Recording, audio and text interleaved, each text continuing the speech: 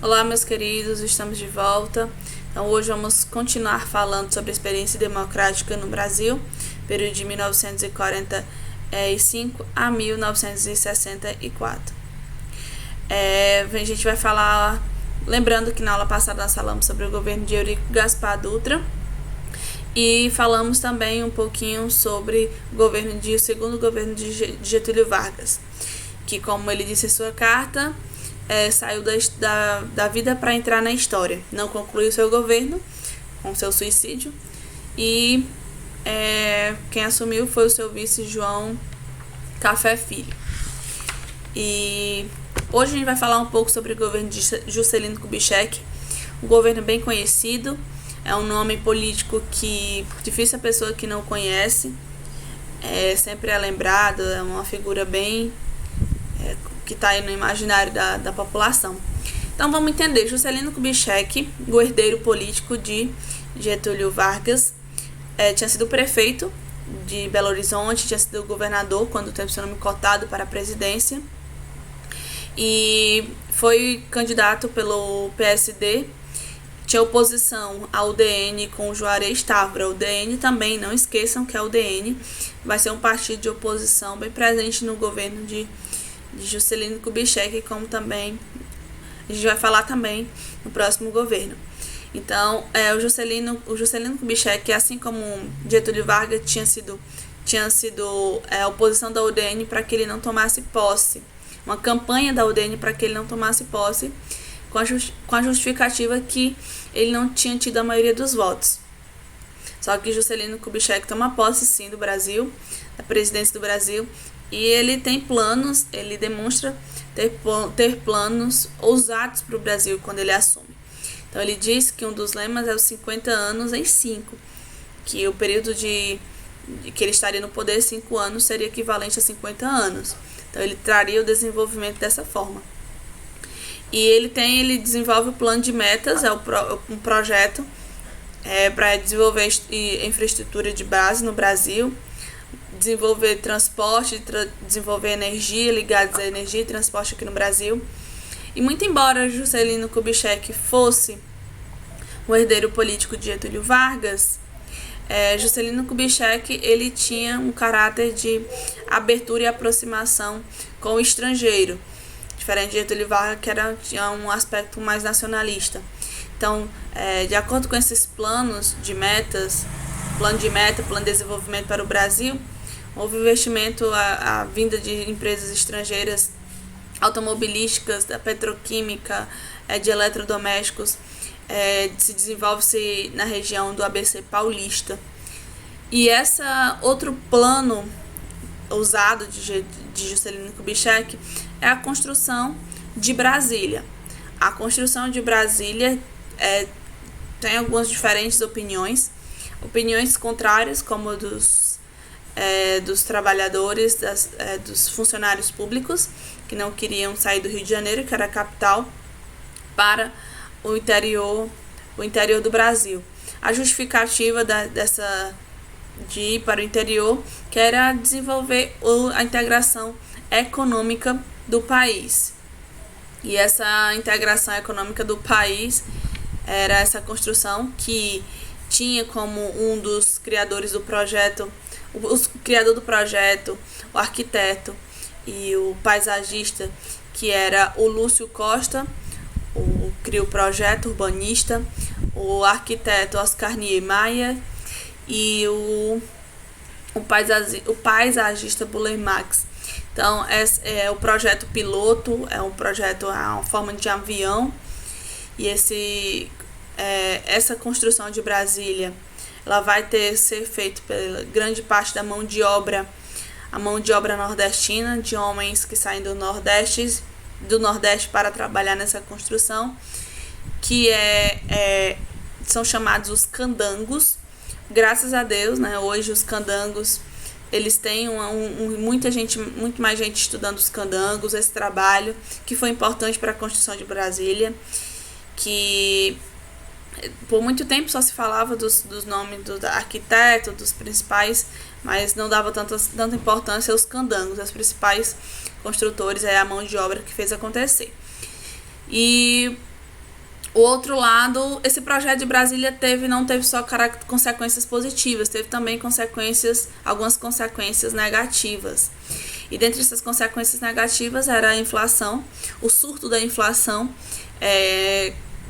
gerado, né, pelos investimentos dessa construção, a dívida externa que o próximo presidente herdou de Juscelino Kubitschek, uma dívida externa que para a época era considerável, e a desigualdade social. Então, quem vai se beneficiar com o crescimento econômico vai ser pessoas que estão ligadas às empresas estrangeiras, principalmente aqui no Brasil.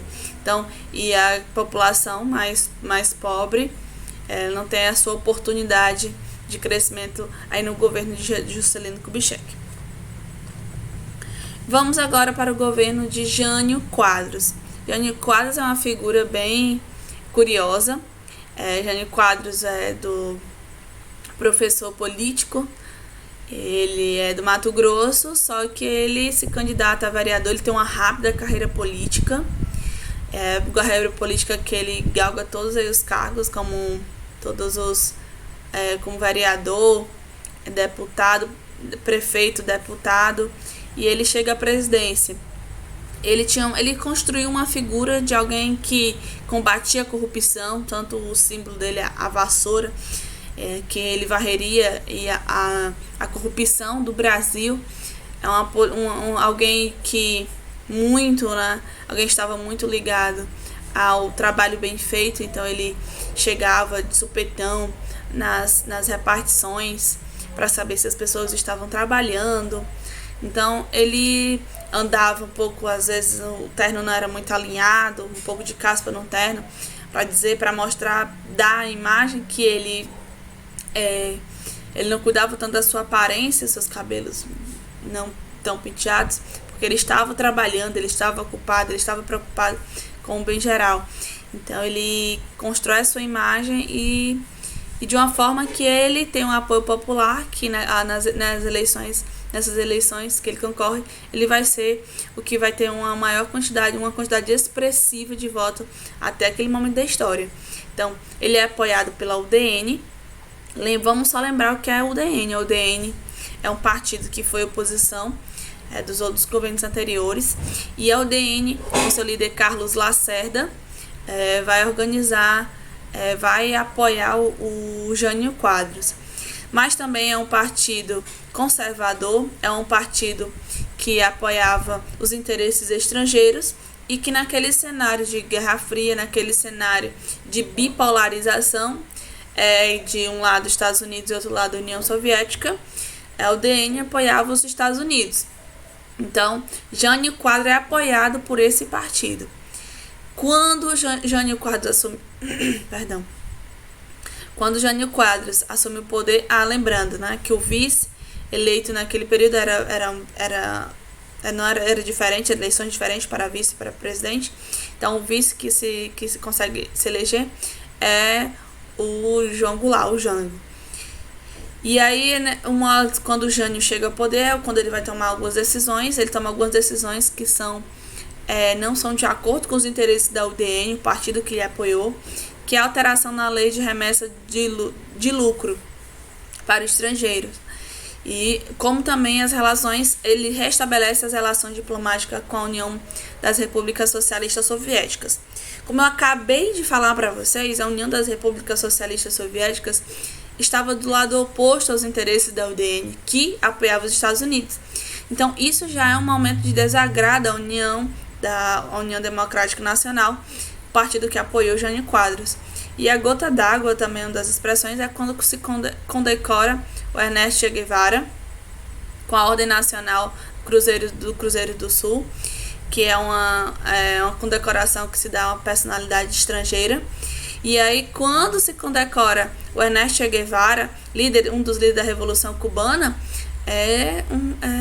para eles, né, é como se fosse uma declaração de Jânio Quadros a favor dos interesses da oposição da UDN. E aí, essa condecoração faz com que o líder da União Democrática Nacional, Carlos Lacerda, dia 24 de agosto, ele se pronuncie nos rádios, ele acusa Jânio Quadros de ter interesse de dar um golpe organizar um golpe de Estado no Brasil. E no outro dia, Jânio Quadros, ele assume, aliás, ele apresenta uma carta de renúncia. E aí, essa renúncia, que não era esperada, é uma renúncia que causou aí, as pessoas ficaram perplexas, como assim, Jânio Quadros, ele tá pedindo a renúncia. Então, causa algumas conversas sobre algumas hipóteses sobre a renúncia. Uma hipótese que é levantada é que Jânio Quadros, ele acreditava, como ele tinha sido bem votado, como ele tinha o apoio da população, ele acreditava que as pessoas elas não fossem aceitar a sua renúncia. E aí que fosse ter manifestações contra a sua renúncia a favor da sua permanência na presidência. Até mesmo porque o vice de esquerda, as pessoas não quisessem, a ala mais conservadora do Brasil não quisesse, porque Jango era de esquerda e não aceitasse que Jango assumisse o poder. Então ele contava, e a hipótese que ele contava, com que houvesse aí no Brasil essa comoção das pessoas para que ele permanecesse no poder, que não é o que acontece. E aí ele acaba sendo afastado da presidência do Brasil. Então ele tem aí um rápido período na presidência, cheio de interrogações, de incógnitas, de hipóteses, uma figura bem interessante. E então a gente encerra aqui falando desses dois presidentes, Juscelino Kubitschek e Jânio Quadros, personalidades da história, presidentes do Brasil, muito, muito, muito interessante se estudar. Então a gente se encontra no Meet com resoluções de questões, e até a nossa próxima aula. Fiquem bem, estejam bem, até a nossa próxima aula.